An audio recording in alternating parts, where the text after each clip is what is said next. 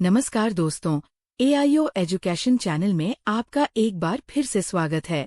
आज हम पढ़ने जा रहे हैं क्लास 7 का चैप्टर ब्रिंगिंग अप करी की पूरी डिटेल एक्सप्लेनेशन, वो भी आसान हिंदी में। तो चलिए बिना देरी किए हम शुरू करते हैं। कारी हाथी 5 महीने का था जब उसे मेरी देखभाल के लिए दिया गया। मैं 9 साल का था और अगर मैं अपने पंजों के बल खड़ा होता तो उसकी पीठ तक पहुंच सकता था। वह लगभग 2 साल तक उतना ही ऊंचा लगा। हम साथ साथ बड़े हुए। शायद इसीलिए मुझे कभी ये पता नहीं चला कि वो वास्तव में कितना लंबा था। वह एक मंडप में रहता था जिसके ऊपर एक घास फूस की छत थी जो मोटे पेड़ों के ठूंठों पर टिकी हुई थी, ताकि जब कारी खंभों से टकराए तो छत गिर न जाए। कारी ने जो पहला काम किया वह था एक लड़के की जान बचाना। कारी ज्यादा नहीं खाता था, लेकिन फिर भी उसे चबाने और खेलने के लिए रोज 40 पाउंड टहनियाँ चाहिए होती थी। हर सुबह मैं उसे नहलाने के लिए नदी पर ले जाता था। वह रेत के किनारे लेट जाता और मैं उसे 1 घंटे तक साफ रेत से रगड़ता। इसके बाद वह लंबे समय तक पानी में पड़ा रहता। जब वो पानी से बाहर आता तो उसकी त्वचा काली एबोनी की तरह चमकती, और जब मैं उसकी पीठ पर पानी डालता तो वो खुशी से चिंघाड़ता। फिर मैं उसके कान पकड़कर उसे जंगल के किनारे छोड़ देता और खुद उसके खाने के लिए कोमल टहनियाँ लाने के लिए जंगल में चला जाता। इन टहनियों को काटने के लिए बहुत तेज कुल्हाड़ी चाहिए होती थी। कुल्हाड़ी को तेज करने में आधा घंटा लगता था, क्योंकि अगर कोई टहनी ठीक से न काटी जाए तो हाथी उसे छूता तक नहीं। कारी के लिए टहनियाँ और पौधे लाना आसान काम नहीं था। मुझे सभी प्रकार के पेड़ों पर चढ़ना पड़ता था ताकि सबसे कोमल और स्वादिष्ट टहनियाँ तोड़ सकूं। उसे बरगद के पेड़ की कोमल शाखाएं बहुत पसंद थी, जो पत्तों और शाखाओं की तरह एक विशाल छतरी की तरह फैलती है। एक दिन मार्च के महीने में जब मैं कुछ टहनियाँ इकट्ठा कर रहा था, अचानक मैंने कारी को दूर से पुकारते सुना। क्योंकि वह अभी छोटा था, उसकी आवाज बच्चे की तरह लग रही थी, न कि हाथी की।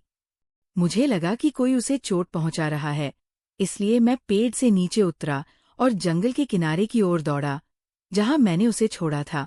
लेकिन वो वहां नहीं था। मैंने हर जगह देखा, लेकिन वो कहीं नहीं मिला।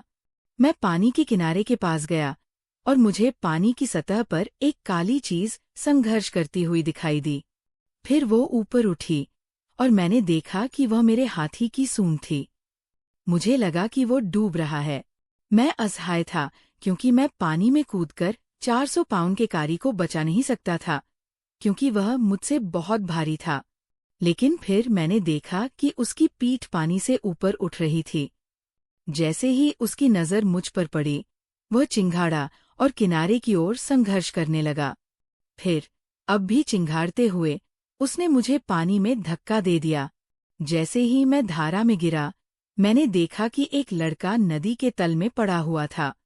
वह पूरी तरह से नीचे नहीं गया था, बल्कि थोड़ा ऊपर तैर रहा था। मैं सांस लेने के लिए पानी की सतह पर आया और देखा कि कारी किनारे पर खड़ा था। उसके पैर रेत में धंसे हुए थे और उसकी सूंड मेरी ओर बढ़ी हुई थी, जैसे कि वह मेरे हाथ का इंतजार कर रही हो। मैं फिर से नीचे डूबा और डूबते लड़के के शरीर को ऊपर खींचा, लेकिन अच्छा तैराक न होने के कारण मैं किनारे तक नहीं पहुंच पाया। नदी की धीमी धारा मुझे नीचे खींच रही थी। ये देखकर कि हम बह रहे हैं, कारी, जो आमतौर पर धीमा और भारी भरकम था, अचानक बाज की तरह झपट पड़ा और पानी में आधा घुस आया। उसने फिर से अपनी सूंड मेरी ओर बढ़ाई। मैंने उसे पकड़ने की कोशिश की, लेकिन मेरा हाथ फिसल गया और मैं फिर से पानी में डूबने लगा। इस बार मैंने महसूस किया कि पानी ज्यादा गहरा नहीं था, इसलिए मैं नदी के तल में अपने पैर मोड़कर जोर से उछला और तीर की तरह ऊपर आ गया। हालांकि मैं अब भी डूबते हुए लड़के को पकड़े हुए था। जैसे ही मैं पानी की सतह पर आया, मुझे अपनी गर्दन के चारों ओर एक फंदा महसूस हुआ। इससे मैं डर गया। मुझे लगा कि कोई जलजीव मुझे निगलने वाला है, लेकिन फिर मैंने कारी की चिंगाड़ सुनी और मैं समझ गया कि ये उसकी सूंड थी, जो मेरी गर्दन के चारों ओर लपेटी हुई थी। उसने हम दोनों को किनारे पर खींच लिया। कारी को पके केले बहुत पसंद थे। एक बार किसी ने उसे कुछ केले खाने को दिए। जल्दी ही उसे पके हुए केले बहुत पसंद आने लगे। हम खाने की मेज के पास एक बड़ी थाली में फल रखा करते थे। एक दिन मेज से सारे केले गायब हो गए और मेरे परिवार ने सोचा कि नौकरों ने सारे फल खा लिए। कुछ दिनों बाद फल फिर से गायब हो गए। इस बार मुझ पर इल्जाम लगा और मुझे बहुत गुस्सा आया क्योंकि मैं जानता था कि मैंने कुछ नहीं खाया। कुछ दिन बाद जब फल फिर से गायब हुए तो मैंने देखा कि कारी के मंडप में एक केला कुचला हुआ पड़ा था। मैं हैरान था क्योंकि मैंने पहले कभी वहां फल नहीं देखा था। अगले दिन जब मैं खाने के कमरे में बैठा था, अचानक खिड़की से एक लंबी काली चीज आई और सारी केले की थाली उठाकर चली गई। मैं बहुत डर गया क्योंकि मैंने कभी किसी सांप को केले खाते नहीं देखा था। मैंने सोचा कि ये जरूर कोई भयानक सांप होगा। मैं डरते डरते घर से बाहर भागा और सीधे कारी के मंडप की ओर गया। वहां मैंने देखा कि कारी मजे से केले खा रहा था। मैं आश्चर्य में खड़ा रह गया। केले चारों ओर बिखरे हुए थे। तभी उसने अपनी सूंड बढ़ाई और दूर पड़े एक केले को उठाया। उस पल उसकी सूंड एक काले सांप की तरह लग रही थी और मैं समझ गया कि असली चोर कारी था। मैंने उसका कान पकड़ा और उसे बाहर खींचकर अपने माता पिता को दिखाया कि वही असली चोर था। फिर मैंने उसे डांटा। कारी को भी एहसास हुआ कि हम सभी उस पर नाराज हैं, यहाँ तक कि नौकर भी। उसकी शान को ठेस पहुंची और उसने फिर कभी खाने के कमरे से कुछ नहीं चुराया। इसके बाद जब भी कोई उसे फल देता, वो खुशी से चिंघाड़ता, जैसे कि धन्यवाद कह रहा हो। कारी तेज सीखता है। हाथी को ये सिखाना पड़ता है कि कब बैठना है, कब चलना है, कब तेज दौड़ना है और कब धीरे चलना है। जब आप कहते हैं धत और उसके कान को खींचते हैं तो वह धीरे धीरे बैठना सीख जाता है।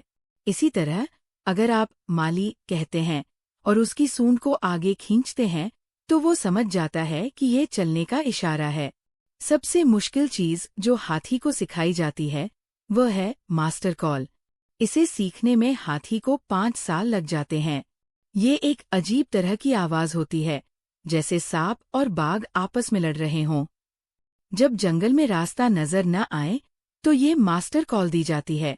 इस आवाज को सुनते ही हाथी अपने सामने का पेड़ गिरा देता है, जिससे सभी जानवर डरकर भाग जाते हैं। इस तरह हाथी जंगल में एक सीधा रास्ता बना देता है, जिससे आप सुरक्षित घर पहुंच सकते हैं।